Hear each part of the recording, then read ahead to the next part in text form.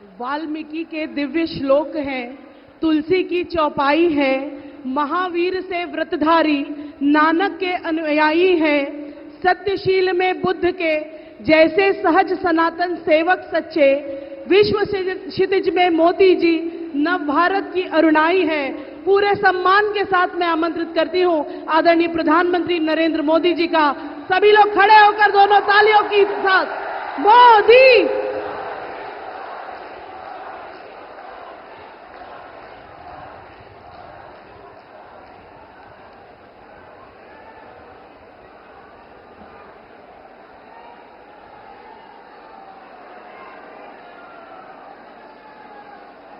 जय श्री कोटेश्वर महादेव। जय मां कालीपाट। जय मां गढ़कालिका।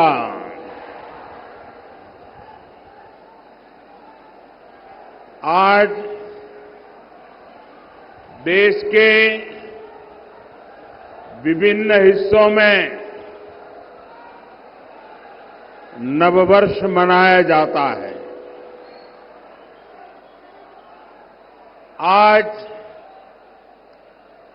नवरात्रि का भी आरंभ हुआ है। मैं आप सभी को नववर्ष की और नवरात्रि की अनेक अनेक शुभकामनाएं देता हूं। बालाघाट की धरती भारत की नारी शक्ति के पराक्रम की साक्षी है। मैं वीरांगना रानी दुर्गावती और रानी अवंतीबाई की इस धरती को प्रणाम करता हूं।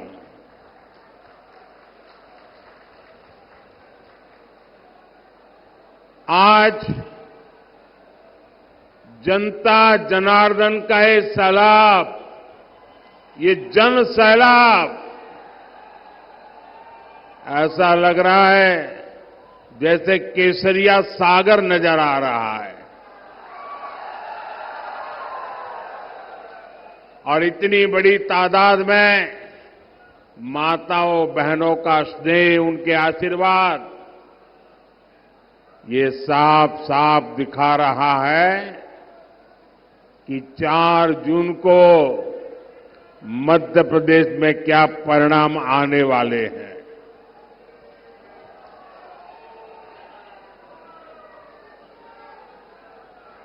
चार 5 महीने पहले विधानसभा चुनाव में ही यहां आप सब लोगों ने मिलकर के कांग्रेस को पूरी तरह साफ कर दिया।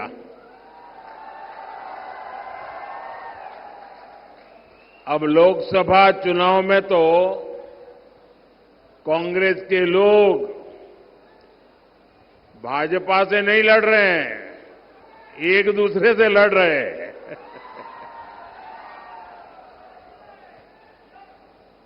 और इसलिए एमपी के कोने कोने से आवाज आ रही है, फिर एक बार,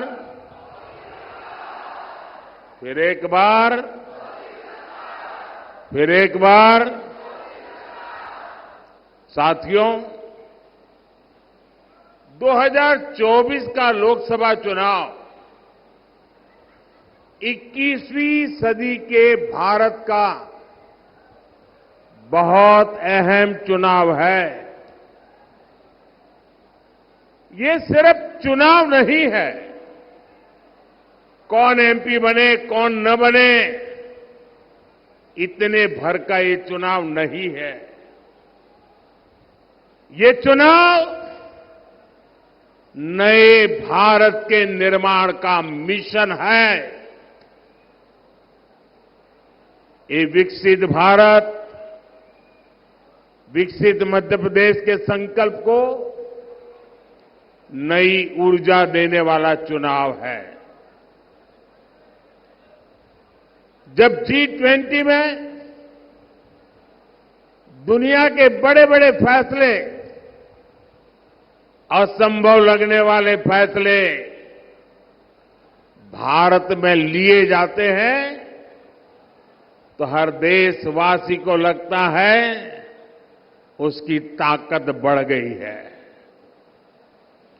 जब अमेरिका से लेकर ऑस्ट्रेलिया तक भारत का डंका बजता है तो हर देशवासी को लगता है कि उसका अपना सम्मान बढ़ा है। कभी कांग्रेस सरकार अपनी शिकायतें लेकर दूसरे देशों के पास जाती रहती थी, लेकिन आज वक्त बदल चुका है। दुनिया के बड़े बड़े देश, आपस में युद्ध कर रहे देश, भारत से अपने मुद्दों पर बात करने के लिए आते हैं। अपने देश का ये रुतबा देखकर हर हिंदुस्तानी का हौसला बुलंद हो जाता है। ये चुनाव देश के इसी बदलाव को नई बुलंदी देने का चुनाव है। साथियों, आजादी के बाद दशकों तक कांग्रेस बहुत ही पुरानी सोच पर चली। एक तो उनके मन में आजादी के आंदोलन का अहंकार भरा पड़ा था और सामान्य मानवी ने जो आजादी के आंदोलन में त्याग किया, तपस्या की, बलिदान किया, उसको उन्होंने सत्ता में आते ही नकार दिया और एक छोटी सी कोठरी, छोटा सा परिवार का कुनबा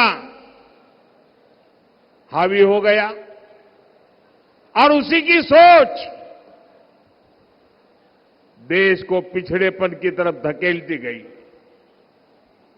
कांग्रेस सोचती थी हम तो गरीब देश है और गरीब देश को आधुनिक सड़कों की, आधुनिक रेल की, नए एयरपोर्ट की क्या जरूरत है। कांग्रेस के बड़े नेता जिन 2-3 बड़े शहरों में रहते थे, वहां अपने लिए सुविधाएं जुटाकर ये लोग देश के दूसरे शहरों को भूल जाते थे। सबका साथ, सबका विकास के मंत्र पर चल रही बीजेपी सरकार देश के हर शहर को, देश के हर गांव को प्राथमिकता दे रही है। हमारी सरकार देश में आधुनिक इंफ्रास्ट्रक्चर पर लाखों करोड़ रुपए खर्च कर रही है। आधुनिक सुविधाओं पर इतना पैसा देश की किसी सरकार ने आज तक खर्च नहीं किया है। आज चाहे यहां सिवनी नागपुर के बीच 4 लेन हाईवे हो, गोंदिया बालाघाट सिवनी हाईवे हो, नर्मदा प्रगति पथ, विंध्य प्रगति पथ हो, आधुनिक वंदे भारत ट्रेन हो, अमृत भारत स्टेशन योजना के तहत मध्य प्रदेश के 80 स्टेशनों का विकास हो, बीजेपी सरकार एमपी का कायाकल्प कर रही है।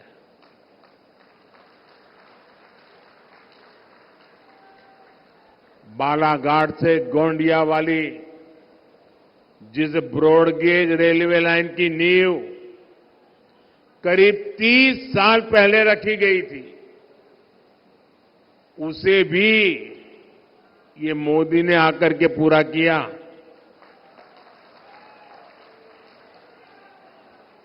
बालाघाट की 12 सिवनी हैंडलूम साड़ियों को जीआई टैग मिले बनारसी साड़ियों की तरह उनकी भी धूम मचे। बीजेपी सरकार इसके लिए भी काम कर रही है। यही विकसित मध्य प्रदेश से विकसित भारत की मोदी की गारंटी है। ये बदलाव केवल 10 वर्षों की मेहनत का परिणाम है। इतना सारा हुआ है, लेकिन मोदी का तो यही कहना है कि ये तो अभी ट्रेलर है।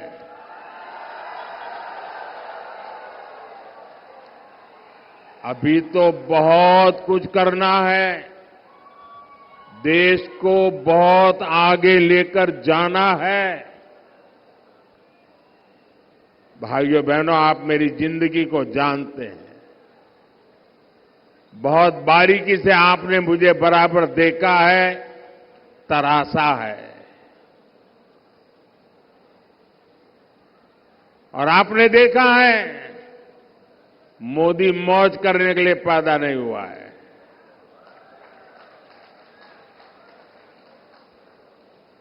मोदी मेहनत करता है क्योंकि उसके लक्ष्य बहुत बड़े हैं। देश के लिए है, आपके लिए है, आपके बच्चों के उज्जवल भविष्य के लिए है। और ये मेहनत इसलिए कर रहा हूं। जब इतना सारा काम हुआ तो लोग कहते हैं, मोदी जी आप उसको ट्रेलर क्यों कहते हैं? इतना सारा कर लिया। अब मैं गांव की भाषा में अगर समझाना है तो मैं यही कहता हूं कि आपने देखा होगा गांव में दिवाली के दिनों में बड़ा रॉकेट छोड़ना है, बहुत ऊंचे जाने वाला रॉकेट छोड़ना है, तो बच्चे क्या करते हैं? पहले वो फुलझड़ी होती है ना, उसको जलाते हैं। फिर दूर से फुलझड़ी से उस रॉकेट को अग्नि देते हैं और फिर रॉकेट उड़ता है। होता है ना ऐसा? ऐसा होता है ना? अब फुलझड़ी देख करके भी लगता तो है वाह वाह बहुत बढ़िया पटाखे फूट रहे हैं, लेकिन उसका लक्ष्य तो उस रॉकेट को ऊपर ले जाना होता है। वैसे ही मोदी ने अब तक जो काम किया है ना, वो तो फुलझड़ी है, फुलझड़ी। अभी तो विकास का रॉकेट और ऊंचे ले जाना है। भारत के पूरे सामर्थ्य से असली दिवाली मननी, ये तो अभी बाकी है। और इसके लिए ही मैं आपसे आशीर्वाद मांगने आया हूं। साथियों, आज भाजपा सरकार वंचितों को वरीयता देते हुए काम कर रही है।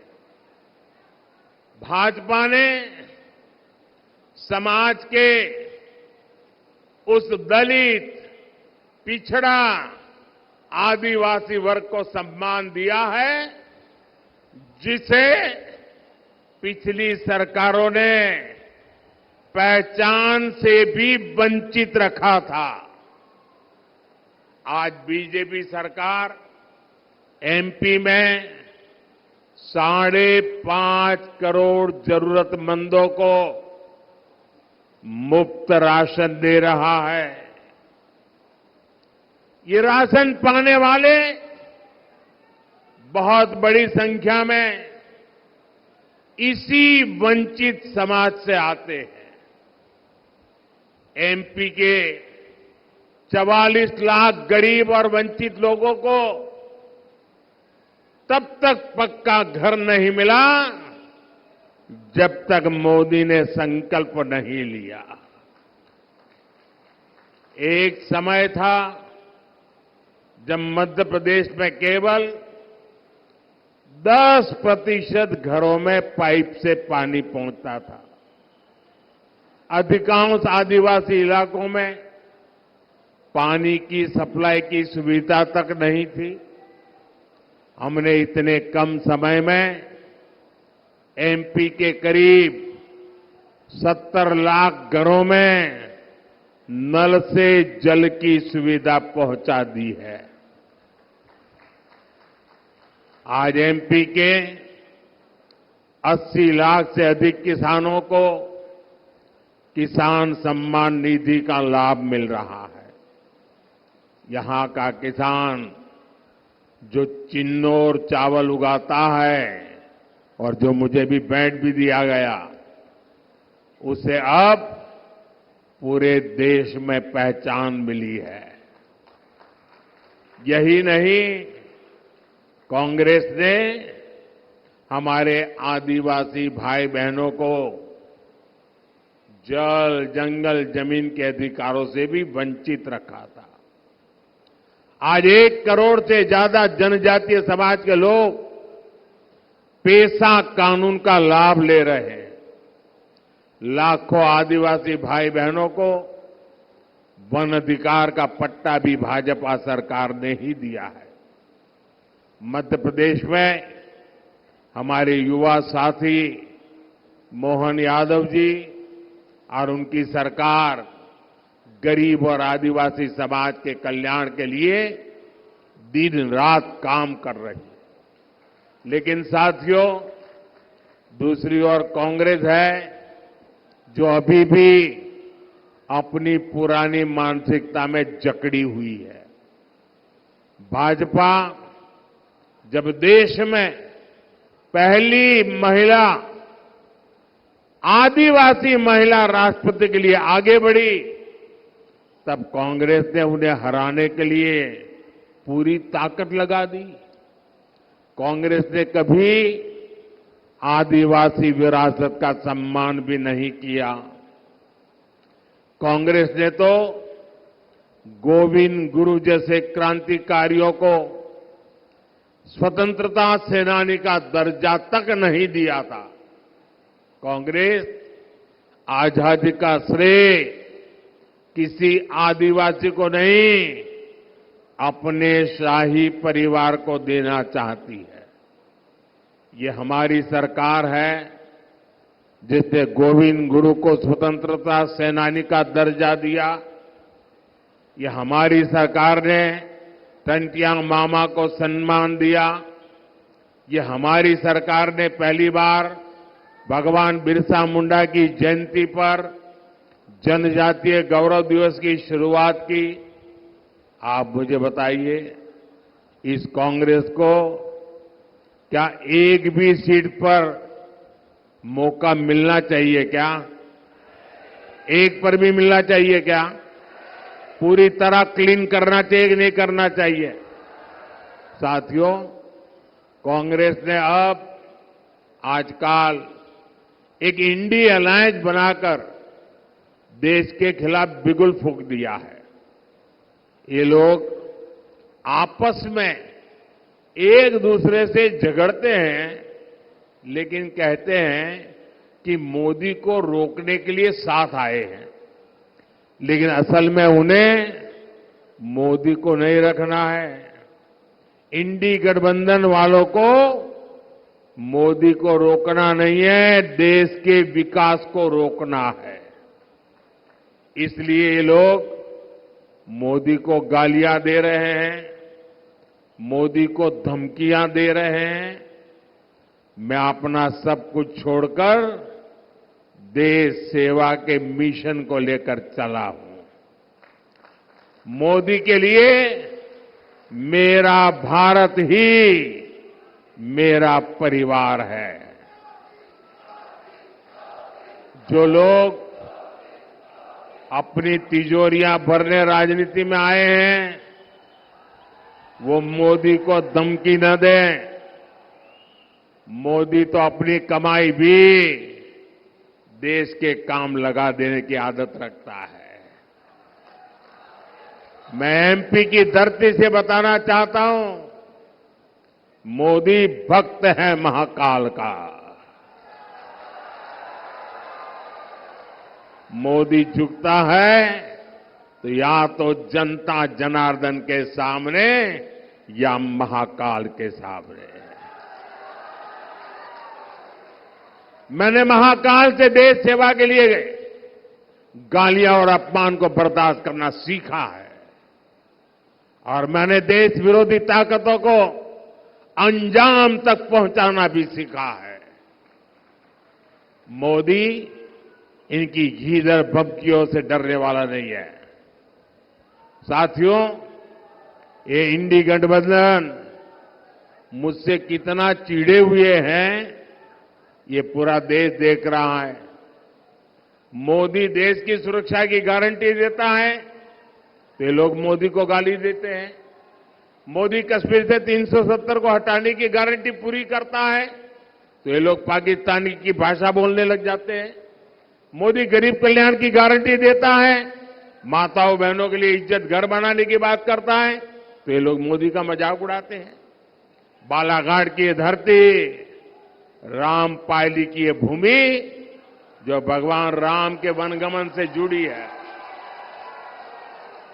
उन्हीं रामलला की जब प्राण प्रतिष्ठा होती है तो ये लोग मोदी को गाली देते हैं और केवल मोदी को गाली दे तो समझ आता है इंडिया अलायंस के लोग सनातन धर्म को नष्ट करने की सौगंध खाकर इस चुनाव में उतरे हैं। भाइयों और बहनों, मुझसे इनकी एक और बड़ी दुश्मनी है। बीजेपी सरकार आज भ्रष्टाचार के एक एक रास्ते को बंद कर रही है। बीजेपी सरकार गरीबों के हक का पैसा सीधे गरीबों के खाते में भेज रही है।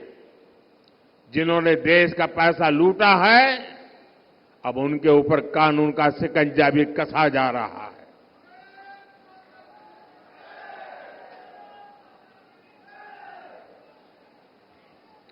परिवारवादी पार्टियों के नेताओं के पास से खुलेआम सैकड़ों करोड़ रुपए बरामद हो रहे हैं। नोट गिनने वाली मशीनें थक जाती है, बिगड़ जाती है, खराब हो जाती है, लेकिन कांग्रेस पार्टी और इंडी गठबंधन के लोग बिना किसी शर्म के खुलेआम भ्रष्टाचारियों पर कार्रवाई रोकने के लिए रैलियां कर रहे हैं। मैं कहता हूं, भ्रष्टाचार हटाओ। वो कहते हैं भ्रष्टाचारी बचाओ। इंडिया अलायंस में इकट्ठा हुए इन लोगों की मुझसे यही दुश्मनी है, लेकिन मैं आपको गारंटी देता हूं, भ्रष्टाचार का पैसा जिस जिस तिजोरी में गया है उसे मैं बाहर निकाल के रहूंगा।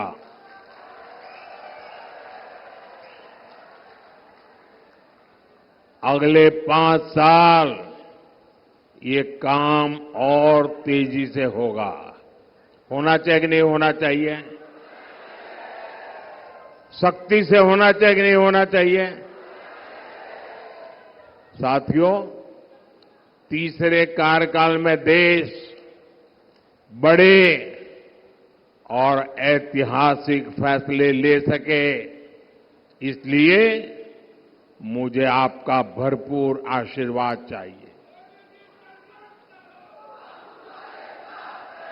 बीजेपी ने बालाघाट से श्रीमती भारती पारधी को और मंडला से श्री फग्गन सिंह कुलस्ते को प्रत्याशी बनाया है। इन्हें आप रिकॉर्ड मतों से विजयी बना करके भेजेंगे तो मोदी को मजबूती मिलेगी। 19 अप्रैल को गर्मी कितनी ही भयंकर क्यों न हो, हमें मतदान के पुराने सारे रिकॉर्ड तोड़ने हैं। तोड़ेंगे। इस बार हमने हर पोलिंग बूथ जीतना है। जीतोगे? ज्यादा से ज्यादा मतदान कराओगे? अच्छा, मेरा एक काम करोगे? करोगे? इधर से तो आवाज नहीं आ रही है। करोगे? वो पीछे से आवाज नहीं आ रही। मेरा काम करोगे? पक्का करोगे? लेकिन ये चुनाव वाला काम नहीं है। करोगे? देखिए,